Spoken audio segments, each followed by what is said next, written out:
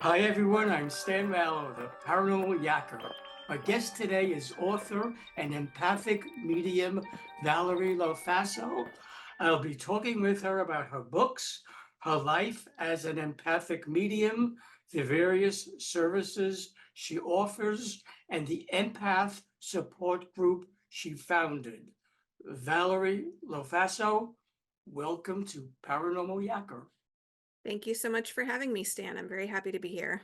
You, Valerie, have been an empath your entire life. When did you first become aware that you were one, and how did being an empath affect you as a youngster? That's a great question. I first heard the term empath when I was probably about 30 years old. I heard it while watching a paranormal investigation show. There was a medium on the show who was talking with somebody who was on the crew who was an empath. He started describing what that meant to that person. As I'm listening to the description of somebody who's sensitive to energies, who gets overwhelmed by lots of people, these sorts of things, I started to think that sounds a lot like me. I've experienced a lot of these things. I started researching at that point what it meant.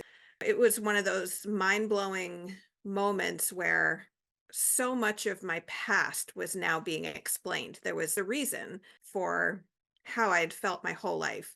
And that leads me to answer the second part of your question, how it affected me as a youngster. Being a very sensitive person was definitely challenging growing up. It seems like other people could sense my sensitivities, could sense my ability to see beyond the normal, and I was definitely seen as strange by a lot of my peers. I was bullied for a lot of my youth. I had things happen like I just knew when somebody didn't like me, but it was one of those things that I didn't know other people didn't do this. I just assumed if I could do it, this is just how everybody is. I had paranormal experiences as a child, seeing, feeling, hearing spirits. I had a UFO encounter. Those are very common for a lot of empaths, constantly being overwhelmed by crowds, by loud noises, that sort of thing. It was a struggle growing up like that because I didn't know what was happening. Learning about this enabled me to learn how it worked for me and start to manage the energy. Even though you weren't acquainted with the word empath till later, what you were experiencing obviously was what an empath experiences. Did you ever tell family members or friends what you were experiencing, or did you keep it a secret? Probably a little bit of both. The bullying my family was aware of, but I don't think they quite understood why I was being bullied. I'm sure it wasn't just because I was a sensitive empath. I was a weird kid. I was a little bit different than your average child, but they didn't know the term empath. They couldn't interpret what I was experiencing. I would tell them about hearing or seeing ghosts, and they would kind of brush it off. Oh, yeah, yeah, okay, whatever. You're hearing things, you're seeing things. And I would tell friends, but I didn't get the sense that any of my friends took any of it as seriously as I did. I never went too far in depth with anybody with it. Some intuitives are empaths, others are mediums. You are both. How, Valerie, do you mesh the two together when you're giving a reading? That's a great question. Being an empath means that I sense the energies of the world. And I'm sure you and your audience know that everything on our planet has energy. An empath has the ability to feel energy from living people, dead people, plants, animals, buildings, land, anything that gives off energy, rocks, trees, that sort of thing. I had to learn how to figure out where the energy was coming from, especially when it came to trying to work with spiritual energy or energy from living people who want a reading, to understand what the messages are that I'm trying to pass along. Prior to giving a reading, do you, Valerie, engage in any kind of ritual such as reciting a meditation or prayer, burning incense, or putting a protective shield around yourself? Absolutely. I'm a big fan of burning sage. I enjoy the smell of it. I like to do that to cleanse myself before reading, and then I'll cleanse myself with some sage smoke after reading. I also have a type of prayer that I say to draw my spirit guides closer to me, to ask for guidance, to ask for humility so that I can do my best work for the person I'm working with. The Tangled Web of Friends paranormal fiction series, which you have authored, has proved to be very popular. What initially sparked your creative juices and motivated you to concentrate your writing skills on focusing on writing books with paranormal themes? I've always been a very intuitive writer. I've been writing for as long as I could remember. Pretty much as soon as I could start writing words, I was writing books. I love books. It was something that brought me a lot of comfort growing up. I could express myself safely through my writing. If I said something that maybe sounded funny to a peer, I could get picked on. But if I say something funny when I'm writing, well, I can go back and change it. I can edit, I can make sure I'm saying the right thing. That was an outlet for me. And it was also an escape. I was able to go to better places when I was in distress as a writer. I'd always been fascinated by the paranormal. Having some experiences as a young child always made me curious. I was constantly reading ghost stories, watching the shows on TV, researching anything I could get my hands on that had to do with ghosts. I was engaging in it. It just seemed natural for me to combine my love of writing with ghost stories. And that's how I started in that genre. At one time, Valerie, you joined the Seacoast Paranormal Research Group, and that in turn led you to joining one of its branches, the KIT Research Initiative. While there, you were actively involved in investigating paranormal activities at a number of private homes, businesses, and historic sites. I will now ask you about some of the investigations you participated at in each of those categories. Here goes. Can you, Valerie, tell me about one or two historical sites you visited, such as where they are located, what paranormal activity brought you there, and what were your findings after investigating them? One of my first investigations was at Rolling Hills Asylum in East Bethany, New York. It's a fairly well-known location. A lot of the paranormal shows have gone there to do investigations, and they've done events there as well. As a new investigator, I was just going along with my team. They said, "Hey, Val, we're going to this place," and it was, I think, maybe a 6-hour drive away from where I am, and we loaded into a van and drove out there because it was well known for having a lot of activity. There were books written about the former patients who they believed were haunting locations. We wanted to check it out. It was a very interesting location. It wasn't huge for that type of place. It was big, but not as big as I necessarily expected it to be. While there, I was still new to learning about what an empath meant for me and how it worked with my intuition. But I had several moments there that our team medium was able to validate for me were moments of intuition where I was picking up on information from spirits there as well as the living people there. We were getting a tour of the location by the owner, and she brought us into the museum first. Then the second stop was to the gift shop. Of course, she wants to sell items, which I get. It's a business too.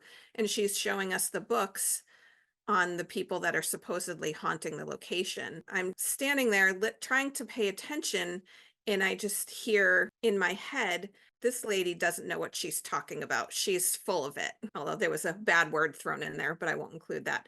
And I was like, wait, where did that come from? Like, I don't think that was me thinking that. I thought that was kind of weird. It didn't quite feel like it was me. But we went on with the tour, and it was just myself and one of the other investigators on the tour. The other two members of our team were exploring. And we went on the tour. Then we started setting up our equipment, myself and the other team member. And I ran into a couple staff members, and they asked me if I had seen the owner who had given us the tour, and I said, "No, I haven't seen her since the tour ended." And again, in my head, I heard, "She's such a witch," but not the word witch. And I was like, "That's weird. That's not me. I have no reason to think that about this woman." And the medium later on, our team medium, verified for me that some of who they thought was haunting the location was not quite accurate, that the woman was telling a story and that's all it was. It wasn't fully accurate. She didn't know what she was talking about. I thought that was interesting when she told me that. And then she said, "Oh, yeah, and her staff does not like her." And I was like, "Really?" So I told her these thoughts that I'd had, and she's like, "Yeah, you're probably picking up on the energies here." That was very eye-opening for me because at that point, I didn't really know I could do that. That was a remarkable location for me. Can you, Valerie, now share your paranormal investigations at one or two of the private homes you visited? We definitely enjoy doing private homes, probably more than any because we get to help homeowners who are in distress. And there was one investigation. It was a large house in Western Massachusetts that was a rental property. The woman who owned it was having trouble keeping tenants. She had a man living there to kind of oversee the property while nobody was living there. And that man had two dogs, both I think were Rottweilers, and he had gone into the basement to do laundry one day. One of the dogs went down there with him. When he went to leave, the dog refused to leave and was cowering in the corner of the basement. Just, this huge 80, 90-pound dog, just terrified. He had to actually pick the dog up and carry it out. And this is a story that we heard for this location, one of the many stories. When we went in to investigate, I got an opportunity to work with our team medium. I was training my intuition at that time to learn how to use it for the purposes of doing investigations. I was following her as she did her walkthrough to try to figure out what was there for spirits. We went down into the basement eventually, and she started to communicate with what she was describing as a young boy. At this point, she didn't know anything about the story with the dog. She's saying, "There's a little boy here. He's about 8 years old. He's really sad. His mom was mean to him. She called him the devil and said he was just always a naughty little boy." And it was a really sad story. I'm standing there just listening to her, but not feeling anything. I have a daughter. She was at the time close to this little boy's age. She was probably around 10 or 11 years old. I was confused as to why, even as a parent, I didn't feel any sympathy for this little boy as he told this horrible story. I just assumed my intuition wasn't working. It's not really a thing, but I didn't know that at the time. And so she continues talking to him to try to figure out how she can help him. And then she stops and she goes, "Oh," I said, "Can you tell me what happened? Why'd you say that?" She said, "The little boy just reached up, pulled my face to him, and bit me on the cheek." I went, "What?" And she's like, "Okay, give me a minute." She did her thing to figure out what was going on. And what she then said was that it wasn't actually a little boy. It was a non-human entity disguised as a little boy trying to elicit sympathy from her. I thought that was fascinating because, well, of course, I wasn't feeling sorry for a little boy spirit because there wasn't a little boy spirit there. That kind of gave me a little more confidence in my intuition instead of taking away from it, which was a very interesting experience for me. We were able to get rid of that nasty energy eventually. And now, last but not least, I'd like you to tell me about one or two businesses you investigated for paranormal activity that was taking place at their premises. We haven't done a whole lot of businesses, but I would say one of the more significant ones was the Button Factory, which is here in Portsmouth, New Hampshire. And at one time, it was a factory for mattress buttons, and it's now artist studios. One of our team members, her father, had had an office space there many years prior, but had told her stories of things going bump in the night and that sort of thing. So she was like, maybe there's something to this. They had an open studio weekend where people from the public could walk through and check out and possibly buy artwork from the artists that had the spaces in this building. My team and I went to the open studios, and everyone there, three or four of us, not with the medium because she didn't want to know ahead of time, but we all agreed there's definitely weird energy here. We should try to get an investigation here. So our team lead, Andy Kitt, got in touch with the building manager, and he was able to get us an investigation in the location. We did it on a night where they were able to get all of the artists to agree to leave their studios for the evening, except for one person on the second floor who agreed to stay in his studio, and we put an audio recorder outside of